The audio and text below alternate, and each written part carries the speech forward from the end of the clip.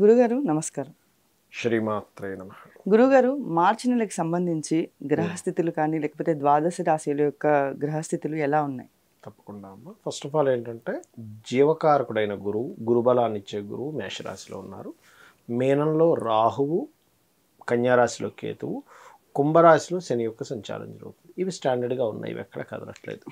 మనకి మూవ్ అయ్యేటువంటి ప్లానెట్స్ ఏమిటి అని చెప్పి చూసుకున్నట్లయితే రవి కుంభంలో ఉండి 14వ తేదీ మార్చి నుంచి మీనంలోకి మారుతారు. అంటే రవి రాహు కలయిక జరగబోతుంది. అదేవిధంగా రవి ఈ మాసం అంతా కూడా ఆల్మోస్ట్ ఒక 20 రోజుల పాటు శనిని కంబస్ట్ చేసుకున్నాడు. ఇది చాలా ముఖ్యమైనటువంటి అంశం. అదేవిధంగా మకరంలో కుజుడు శుక్రుడు ఉంటూ ఈ యొక్క శుక్రుడు 7వ తేదీ నుంచి కుంభంలోకి మారుతున్నాడు. బుధుడు రవి శని కలిసి ఉండి ఈ బుధుడు కూడా మనకి 8వ తేదీ నుంచి మీనంలోకి మారుతూ అతను 26వ తేదీ వరకు ఉంటాడు మీన రాశిలో.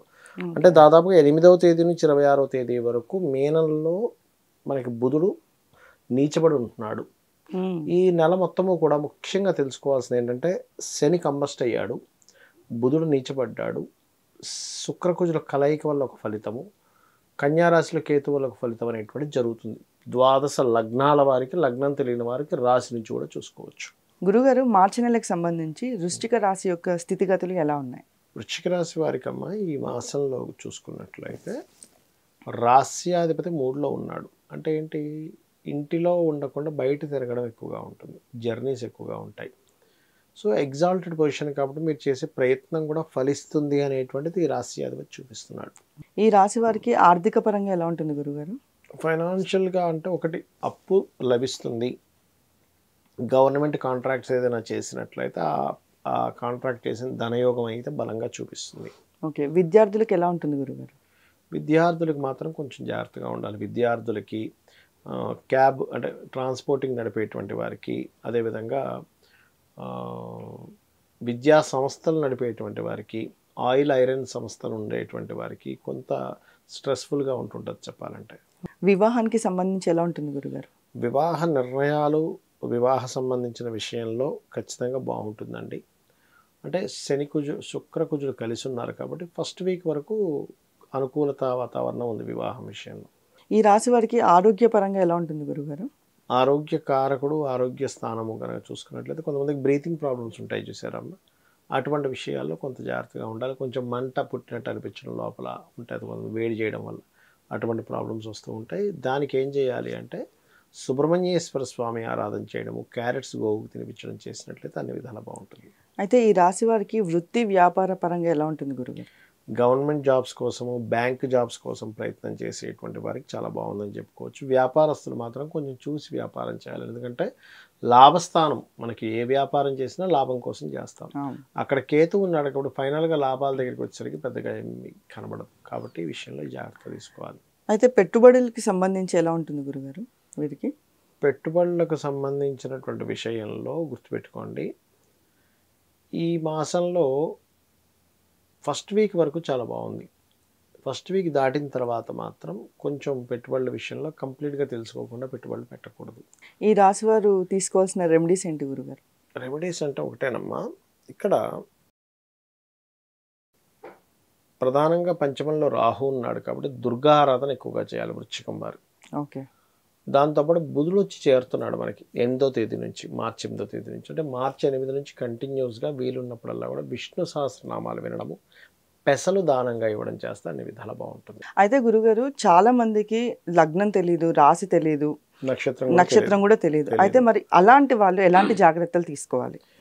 ఇప్పుడున్న కండిషన్లో శని భగవానుడు కంబస్ట్ అవుతున్నాడు కాబట్టి ఒకటే చెప్తాను, మీరు ఏదైనా ఒక పని సక్సెస్ అవ్వాలనుకుంటున్నారు, రాశి నక్షత్రం లగ్నం ఏమీ తెలియదు, సింపుల్ సూర్యభగవాను చేసుకోండి. బిజినెస్ పరంగా జాగ్రత్త తీసుకోవాలి ఎవరైనా కానీ. పర్టికులర్గా ఈ సంవత్సరం 3 నెలలు కూడా మనకి కేతు కన్యారాశిలోనే ఉంటాడు. అంటే యూనివర్సల్గా అందరూ కూడా ఎవరికైనా అప్పులు ఇవ్వడం, అప్పు తీసుకోవడం, మనీ ట్రాన్సాక్షన్స్ విషయంలో కొంత జాగ్రత్తగా ఉండాలి. కమ్యూనికేట్ చేసేటప్పుడు కొంత జాగ్రత్త వహిస్తూ ఉండాలి ఈ సమయంలో పర్టికులర్గా. ఓకే, అది బాగా గుర్తుపెట్టుకోండి. అండ్ అదేవిధంగా మరొకటి ఏంటంటే వివాహ సంబంధించినటువంటి ప్రయత్నాలు చేసే వాళ్ళు కూడా కొంత జాగ్రత్త వహించాలి ఈ నెలలో పర్టికులర్గా. అయితే ఇప్పుడు ఏమీ తెలియనప్పుడు రెమెడీస్ కూడా ఎట్లా చేసుకోవాలని అడుగుతూ ఉంటాం. ఇక్కడ శని భగవానుడు అందరికీ కర్మకారకుడే. నీకు లగ్నం తెలిసినా తెలియకపోయినా ఎవరికైనా కూడా అందరికీ కర్మకారకుడు ఎవరు, యూనివర్సల్గా కర్మకారకుడు ఎవరంటే శని భగవానుడు. ఆయన స్ట్రక్ అయి ఉంటాడు ఈ మంత్లో చాలా మటుకు. అందుకని ఏం చేయాలి అంటే సింపుల్గా శాస్త్రం ఏం చెప్తుంది, ఎవరి ద్వారా కంబస్ట్ అయ్యాడో అస్తంగత్వ దోషం ఏర్పడిందో వారిని మీరు ఆరాధన చేయాలి అని చెప్తారు. అంటే సింపుల్ ఎగ్జాంపుల్ ఎలా అంటే, ఇప్పుడు చూడమ్మా, ఒక కుర్రాడు బైక్ మీద వెళ్ళిపోతున్నాడు, ట్రాఫిక్ అతను పట్టుకున్నాడు, నీ లైసెన్స్ ఏవి, నీ ఆర్సీ ఏవి అని అడిగాడు. అప్పుడు ఎవరిని వేడుకోవాలి? పట్టుకున్న అతను, అయ్యా నేను ఇంట్లో మర్చిపోయాను, నేను ఈసారి అలా కాకుండా చూసుకుంటాను, ఏదో దానికి సంబంధించినటువంటి పెనాల్టీ కట్టడము. కొంతమంది వదిలిపెట్టరు, పెనాల్టీ కట్టాల్సింది, మర్చిపోతే తీసుకురా, లేకపోతే పెనాల్టీ కట్టంటాడు, లేకపోతే లేవు పెనాల్టీ కట్టితే పట్టుకున్న అతను వదిలేస్తాడు. అలాగే సూర్య భగవానుడు కర్మకారకుడైన శనిని పట్టుకున్నాడు కాబట్టి ఇది ఖచ్చితంగా చేసుకోవాలి అందరూ.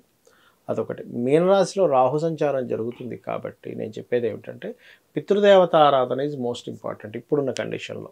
ఓకే, అది ఖచ్చితంగా చేసుకుంటూ ఉండాలి ప్రతి ఒక్కరు కూడా. అదొకటి. అండ్ అలాగే ఈ ఆయిల్ బిజినెస్ చేసేటువంటి వారు, ఐరన్ బిజినెస్ చేసేటువంటి వారు మరింత జాగ్రత్తగా ఉండాలి. ఎందుకంటే ఆయిల్కి ఐరన్కి శని కారకుడు. అదేవిధంగా షేర్ మార్కెట్స్లో కూడా, షేర్స్లో కూడా ఐరన్ ఆయిల్ లాంటివి కొంటుంటారు ఇటువంటి విషయాల్లో. ఎందుకంటే నువ్వులు, ఐరన్, ఆయిల్ అంటే ఏదైనా సరే ఇనుముకు సంబంధించినటువంటిది. అలా అని చాలామంది తెలియక ఏం చేస్తారంటే కారు కూడా ఇనువండి అంటారు. ఇక్కడ కారుని ఇనుముగా తీసుకోకూడదు. కారు ఒక కంఫర్ట్ని ఇచ్చేది. చాలామంది ఏమంటుంటారంటే, నన్ను ఏమడుగుతుంటారంటే, ఏమన్నా ఇనప బిజినెస్ చేయొచ్చా అంటే, ఇనప బిజినెస్ అంటే ఏం చేస్తారంటే కార్లు అంటారు. కార్లు ఇనప బిజినెస్ ఏంటయ్యా, నువ్వు ఐరన్ అమ్మేది అయితే ఇనప బిజినెస్ అవుతుంది, కారు ఇనప బిజినెస్ అవ్వదు, శుక్రుడికి సంబంధించిన బిజినెస్ అవుతుంది అంటే వాళ్ళ ఉద్దేశం ఏంటంటే శనికి సంబంధించిన బిజినెస్ కదా అనుకుంటారు.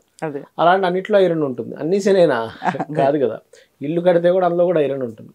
కానీ అది శుక్రుడి కిందకి తీసుకోవాలి మనం చెప్తూ ఉంటాం. అయితే ఇక్కడ ఏంటంటే ఇనుము, నూనె, జాబ్ కన్సల్టెన్సీస్ సంబంధించిన బిజినెస్లు నడిపేటువంటి వారు ఈ మాసంలో ఒక 20 రోజుల పాటు ఖచ్చితంగా కొన్ని నియమాలు పాటించాలి. అందులో ముఖ్యంగా సూర్య ఉపాసన కనుక చేసుకుంటే అన్ని విధాలా బాగుంటుంది.